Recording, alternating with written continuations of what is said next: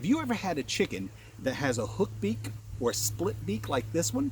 If you have, stick around. I'm going to show you how to trim this down and fix it.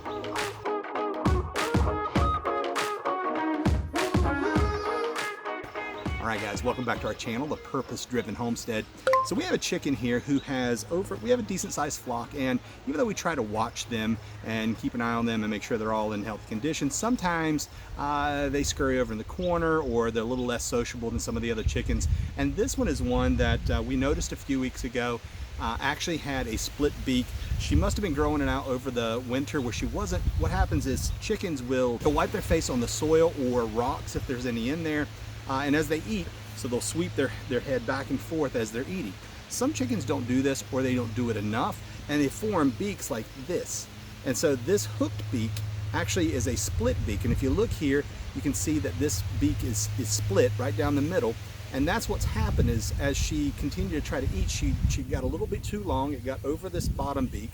And once it got over the bottom beak, then it started continuing to grow. So she's been growing this for a while now. And again, we just must have missed it as we were looking over our flock. None of the others have it. So she was probably, playing in the corner, that type of thing. Once we did notice it, we decided we're gonna go ahead and take care of this today. The easiest way to go about doing this is you're gonna need a few things. The first thing you're gonna need is a pair of these nail clippers. Now, these actually are the ones we use for our rabbits. You can use any of them. I wouldn't use human nail clippers, but you're gonna need something that's like a paw, like a dog nail clipper or a rabbit nail clipper, something that's got a bit of a bite to it. It's gonna have a little bit sharper and bigger cut to it so you can get larger things in there. It also is gonna take because you're gonna get more leverage, it's gonna take less work to cut through it. Now, a chicken's beak is just like a human fingernail. It'll continue to grow. Now, it may break off.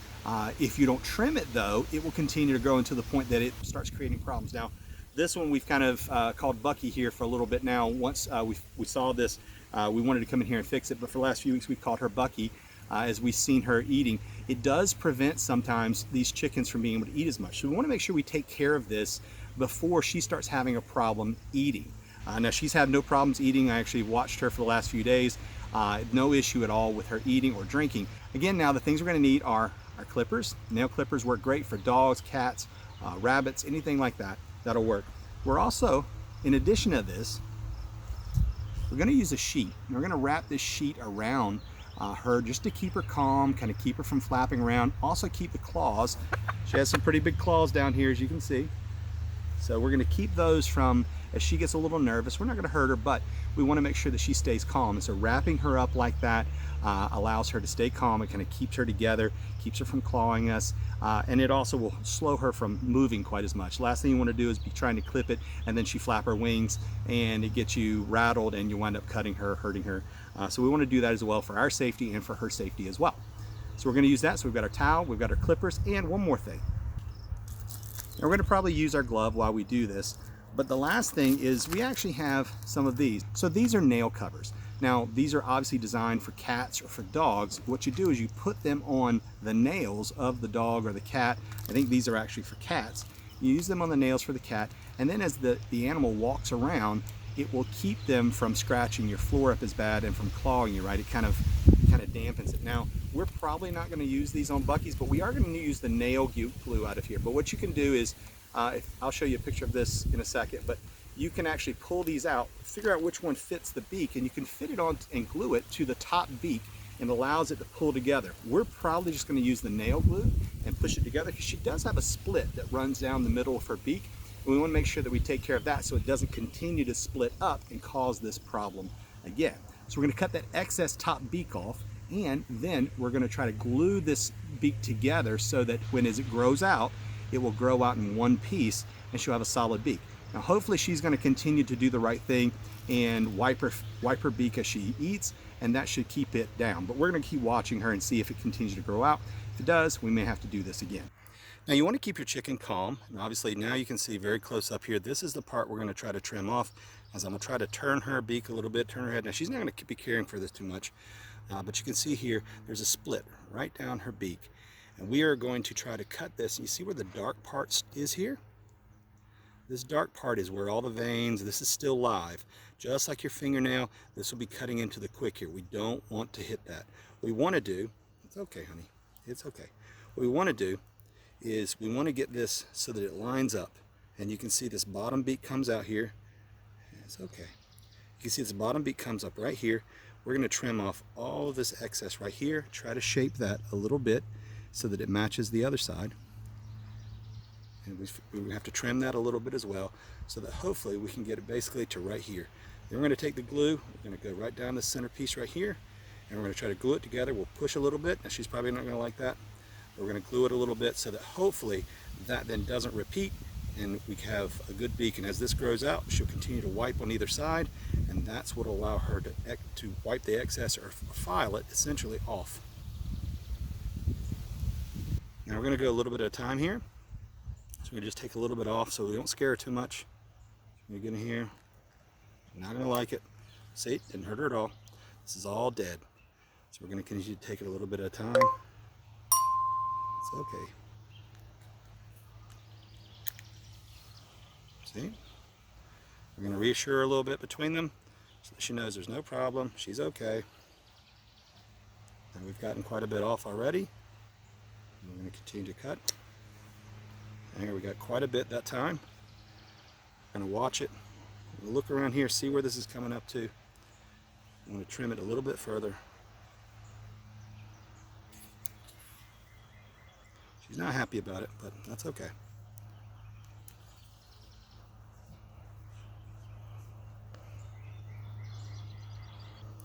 I'm going to look at this other side as well, see if we can hold her head still enough to get that.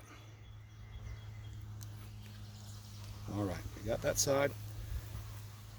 Now, one thing I forgot to mention is now that we've got this cut down, before we try to glue it together, I'm going to go in here and I'm going to file this on either side to try to get it so that it's smoother, and hopefully that will allow her to start filing it down herself. All right, let me do that real quick. Let me grab that file. And you can see she's being calm. We've got her wrapped up. Now the next step is to use something to file this down. And I said I was going to file it, but I'm actually going to use some sandpaper. And the reason we're going to use this it's like 180 grit sandpaper, 120 or 180 grit sandpaper. It's something that's fairly fine. We're going to use this. One, it's controllable. So what I didn't want to do is have a big metal file or something in here where I might poke her in the eye or I might hurt her. So what we want to do is use something like this that's controllable, and it's going to be a very easy process here. We're just going to try to, she's not going to like it, but I'm not going to hurt her. I'm trying to get these rough edges off.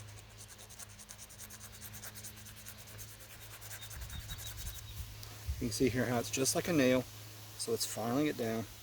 And come down here at the end. She's not sure what to make of this.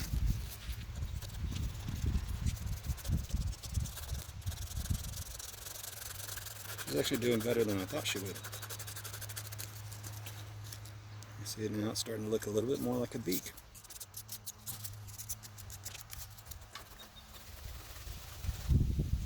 So this side we've definitely gotten filed down quite a bit. It's definitely smoother. I'm going to try to get the other side now.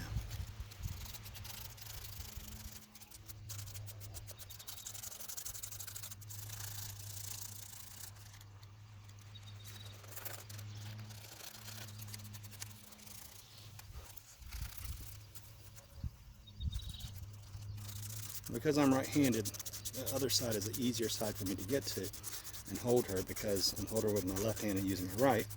So I'm just going to have to work on this a little bit at a time until we get it done. You can see here we've got our beak trimmed just slightly longer than the bottom one here. The top one's a little bit over the bottom, which is fine. We're going to see if she can file the rest of that off. Now you can see we'll pet her, just make sure she's okay. So nobody's hurt, no bleeding.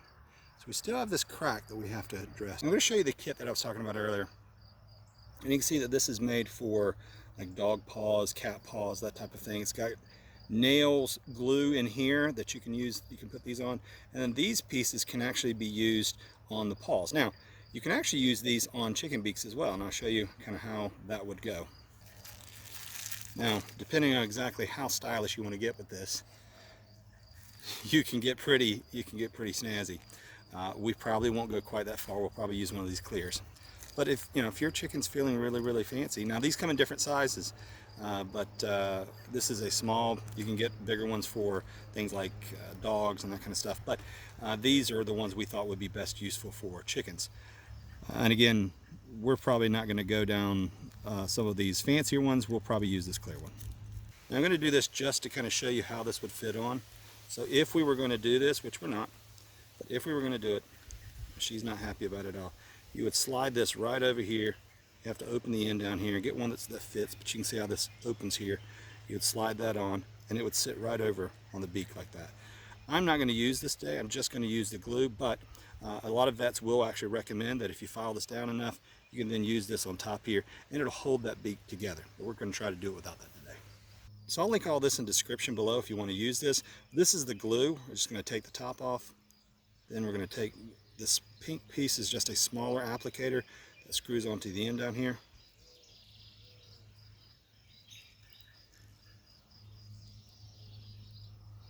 What we'll do is we'll then take this. It's got a very small applicator at the end. We're going to try to put that onto the beak. You hear inside there's a crack. It's almost like one of those glow sticks. This opens up the nail glue so that you can push it through. We're just going to start gluing right here at the top.